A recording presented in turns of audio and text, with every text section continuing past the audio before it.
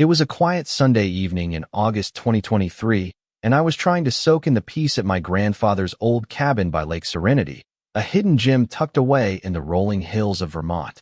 This place had been in our family for over 4 decades, long before the fancy Lakeside Pines Homeowners Association even existed. I inherited it 2 years ago after Grandpa Walter passed, and let me tell you, it was my sanctuary. After a messy divorce and the grind of running my landscaping business, this cabin was where I came to clear my head, to remember what mattered. I was out on the dock, fixing a wobbly plank with a hammer, when a sound like a car crash ripped through the calm. A woman was smashing my cabin's front window with a brick. Not knocking, not shouting a hello, just pure chaos in $1,500 Prada heels. She kicked out the jagged glass, stepped through the frame like she owned the place, and stormed into my living room, trailing shards and an aura of unhinged entitlement. Her name, I'd later learn, was Evelyn Carter, and her face screamed, "I've never heard no in my life, and I'm not about to start." Waving a Gucci bag like a battle flag, she shrieked, "This ends today," and whipped out her phone, filming everything as if her trespassing was a TikTok audition. "I'm the president of the Lakeside Pines HOA," she declared, like that gave her a free pass to wreck my home. "You're in violation of community standards." The irony was thicker than the August humidity. Here she was, standing in a pile of glass she'd created, lecturing me about standards. She rattled off a list of nonsense violations. My dock was supposedly 2.5 inches too long. My canoe was an unapproved shade of green, and my cabin's cedar siding didn't match the neighborhood's aesthetic vision. I stood there, hammer in hand, trying to wrap my head around the audacity. "Ma'am," I said, keeping my voice steady, "this cabin was here before your HOA was even a thought. You've got no authority here." That's when her voice hit a pitch that could have shattered more windows. "Don't you ma'am me," she snapped. "Your grandfather humiliated me 12 years ago at a town hall, called me a trust fund princess in front of everyone. This lake belongs to people who deserve it, not landscapers." And there it was, the real reason for this madness. This wasn't about regulations, it was a grudge. Evelyn had offered Grandpa Walter a fortune for this property back in 2011, and he'd shut her down publicly, saying the lake wasn't for sale to people who think money buys everything. Apparently, that rejection had festered in her mind for over a decade. Just then, I heard tires crunching on the gravel outside. My old buddy, Ethan Brooks, was pulling up in his pickup for our planned weekend of fishing and beers. He stepped onto the porch, took one look at the chaos-broken glass, Evelyn waving her phone like a weapon, and gave me this calm, "Hey, Jack, everything cool? Like this was just another Sunday." Evelyn spun around, dismissed him with a flick of her wrist, and sneered, "Great, your fishing buddy's here to watch you lose."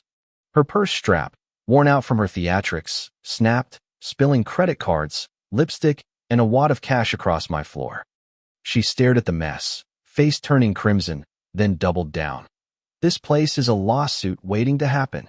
Ethan stepped over the glass, that easy smile never leaving his face, watching Evelyn like she was a puzzle he was piecing together. She kept ranting, now about how my shack was tanking property values, her voice climbing to a screech that probably spooked fish a mile away. After 10 minutes of her tirade, she seemed to lose steam, took a selfie with the broken window as evidence, and stormed out, vowing to return with real authority because her husband, Victor, was a lawyer. Her white Mercedes peeled out, leaving tire marks and a cloud of dust. Ethan and I stood there, stunned, until I blurted, "She's been doing this to others, too. The Thompsons sold last year because of her, and the Garcias."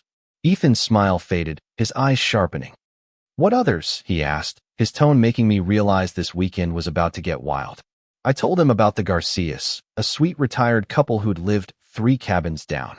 Evelyn had targeted their unapproved garden, filed fake noise complaints about their grandkids, and even got a county inspector to falsely declare their septic system hazardous. The harassment drove them to sell their home for pennies, just to escape. Ethan's questions got oddly specific: dates, witnesses, documentation, like he was building a case. I chalked it up to his consulting job, but something about his focus made me curious. Before I could dig deeper, Evelyn's Mercedes roared back, followed by a black Audi and a sheriff's cruiser.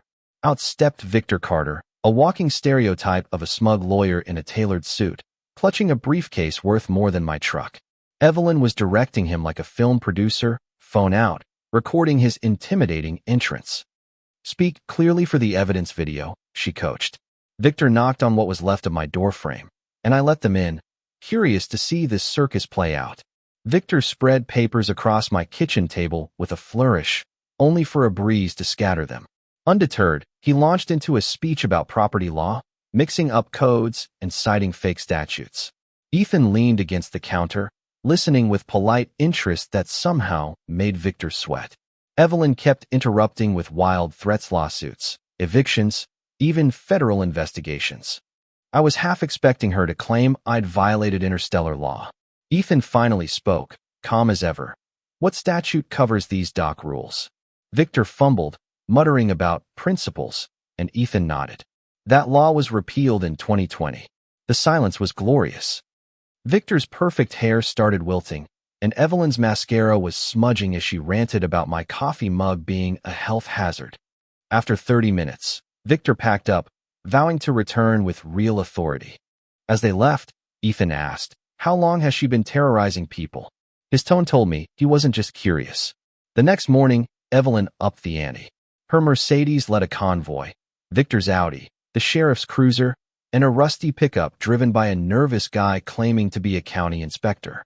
Deputy Miller climbed out, looking like he'd rather be anywhere else, his uniform wrinkled and his eyes darting nervously. Evelyn, in a navy blazer with a fake badge pinned to it, kicked my door completely off its hinges, declaring, "This is real authority." Deputy Miller muttered, "That's breaking and entering," but she waved him off. Ethan, sipping coffee on the porch, watched the chaos unfold. Evelyn's crew stormed in, and she launched into her final victory speech, claiming connections to state officials and vowing to ruin my business. Victor pointed at Ethan, sneering, "I'll have you investigated for interfering with county business." Ethan stood slowly, reached for his wallet, and pulled out a badge. "Ethan Brooks, Vermont Attorney General," he said, voice steady but heavy with authority. "I've recorded everything you've done for 3 days." The room froze. Evelyn's phone hit the floor, her hands shaking. Victor collapsed into a chair, gasping, "This can't be real." The fake inspector bolted, and Deputy Miller snapped to attention, stammering apologies.